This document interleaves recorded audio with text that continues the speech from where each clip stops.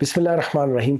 Target meeting एक बहुत बड़ा मसला है। इस वक्त जितने भी एस्पायरेंट्स हैं जो सीएसएस, पीसीएस या पीएमएस के हवाले से तैयारी कर रहे हैं, पूरे पाकिस्तान में ये एग्ज़ाम जो हो रहे हैं उसके लिए टारगेट मीटिंग एक बहुत बड़ा मसला है। टारगेट मीटिंग का मकसद ये है, मतलब ये है कि आपको बेसिकली जो टास्क करना है, जो आप डिसाइड करते हो प्लान करके, अपनी सॉट एनालिसिस करके, strength, weakness, threats and opportunity निकाल के किसी बेहतरीन काउंसलर से जो है काउंसलिंग करवा के जब आप अपना एक प्लान बनाते हैं, टाइम टेबल बनाते हैं, तो उस टाइम टेबल पे स्टिक कैसे रहना है, क्योंकि बनाना टाइम टेबल इतना मुश्किल नहीं है, लेकिन सस्टेन करना, उस पर जो है कंटिन्यूस एफर्ट लगाना, ये बहुत मुश्किल होता है।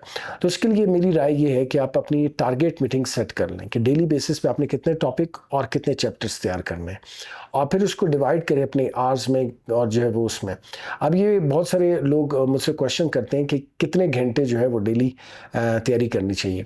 एक्चुअली ये घंटे का प्रॉब्लम नहीं है, ये टॉपिक तैयार करने का है।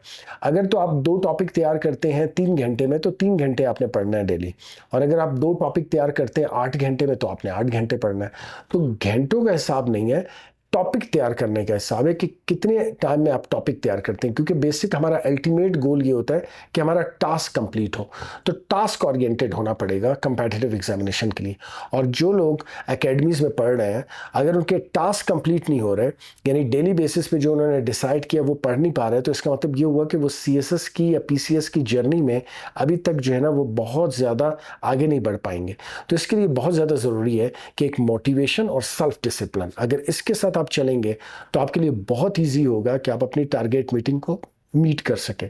और ये टारगेट मीटिंग डेली बेसिस पे होगी, फिर वीकली बेसिस पे इसकी जो है वो जो है आप इसको ऑब्जर्व करोगे, इसी तरह मंथली बेसिस पे, और फिर जो है हर 3 मंथ्स और 6 मंथ के बाद। तो ये प्लान काम होगा, तब जाके जो है सब्जेक्ट्स कवर होंगे, वरना सब्जेक्ट्स जो है वो कवर नहीं हो पाएंगे।